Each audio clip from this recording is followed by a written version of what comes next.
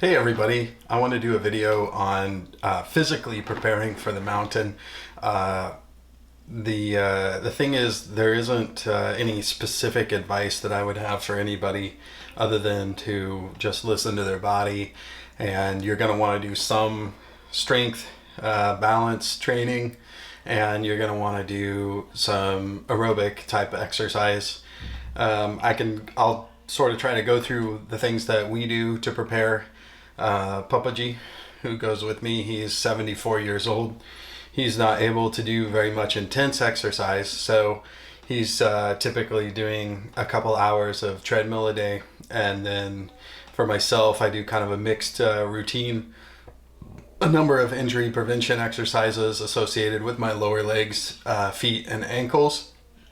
I've had a lot of injury issues with those, and in fact, coming off of Island Peak last time, the second day after, I was pretty destroyed. But since we were just kind of hiking out from to like just before Fakding to up to Lukla, it was a pretty easy day. So I just told the guys, hey, I'm just going to be behind. I'll just take photos and take my time, but I'll be fine. Don't worry about me, and I'll see you at lunch, and I'll see you when we get in. So I'll go through those exercises a little bit. I mean, my garage is a disaster and stuff, but I'll try to do some recording in there, and I know the sound's going to be terrible, so I'm going to have to play around with the audio and video a little bit.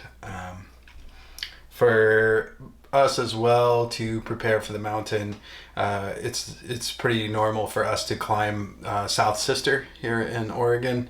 It's a nice climb. I think the climb is about 6,000 feet and the mountain is over 10,000 feet, and a lot of the top of the mountain especially is very similar to the terrain you're going to encounter, especially once you start getting really up there on the passes or at the peaks areas of the mountains. So okay, so let's take a look at the stuff I'm doing in the garage.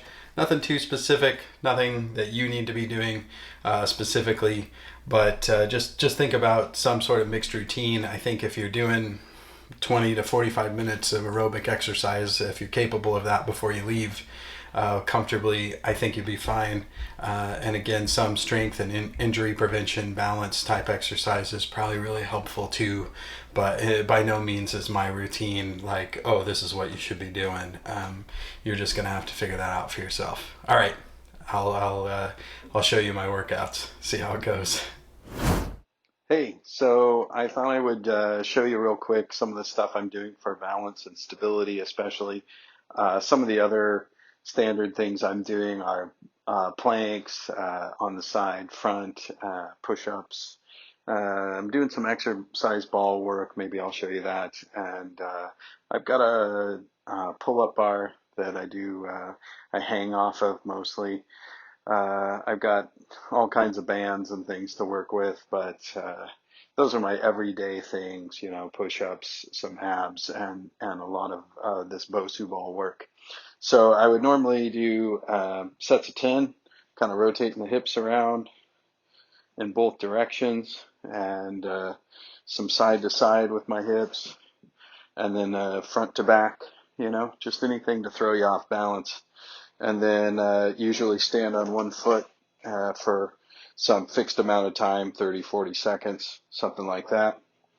And then I usually squat down and just try to hold it for a while, 40 seconds, something like that. Or I might just, for a challenge, kind of put it in the really difficult parts and move in and out of the really challenging areas and just try to hold that. So, I also use a system called Franklin balls to train my feet. I might show you those because they're a little bit different too.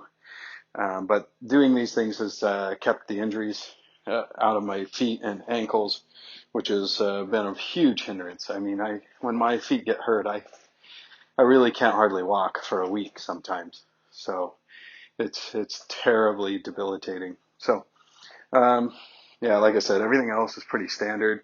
Maybe 20 minutes on the treadmill and or the elliptical machine. But I've been running outside lately, and it's killing my joints. So I think I'm gonna have to go back to the machines as much as I love running outside. So, all right. Okay, I wanted to show a little Franklin ball technique. You there's a number of exercises come in a book. These are the ones I found useful. First one is you sort of rotate the foot around the ball like this at the front of the foot and really get that ankle moving. And then you do kind of the same thing on the back of the foot. Really get it going, set of 12 or 10.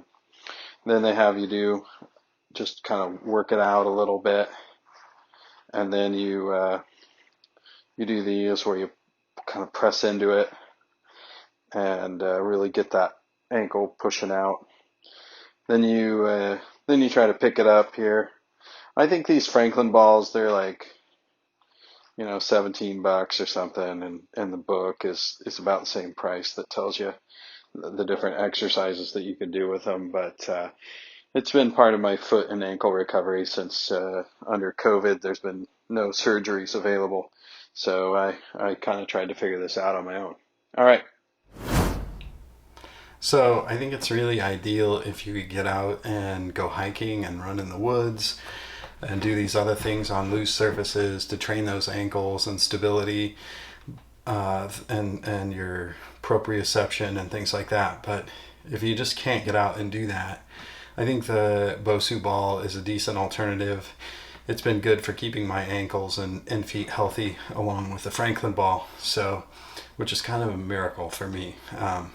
I was getting re-injured at least once a month, and then I'd be out for a week and slide on my training. So it's kept me healthy and at it. So when you get older, it gets harder. For Pappaji, a couple hours on the treadmill every day, walking, that's as much as he can do.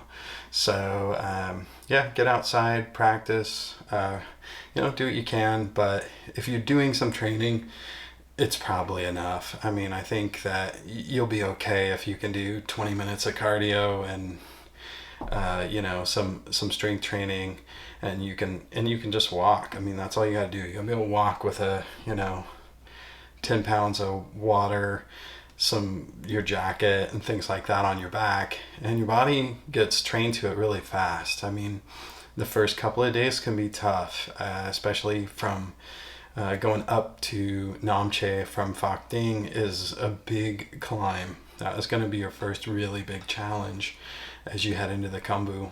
And but you just get tough really fast up there. And if you can just be a little bit prepared, I think it's probably enough. So you don't need to be going nuts or doing some crazy super routine to be able to do this. It's just not necessary. It's great if you can. If you want to be in fantastic shape and work out for like an hour a day, every day, that's wonderful. But I just don't think it's necessary. I have seen people struggle up there. It can be really tough, but I think it's more of a mental toughness thing, because I've seen some people that look like they were pretty out of shape to me, but they were gonna make it. They were climbing up Manjo Pass at the time, and I thought, man, that looks really hard, but they're doing it. So and there are easier hikes up there. You can go up to Gokyo or something, or Poon Hill or something like that if you're just not okay with the strenuous Everest Base Camp track, or the even more strenuous, the 3 passes. So all right, thanks for listening and watching.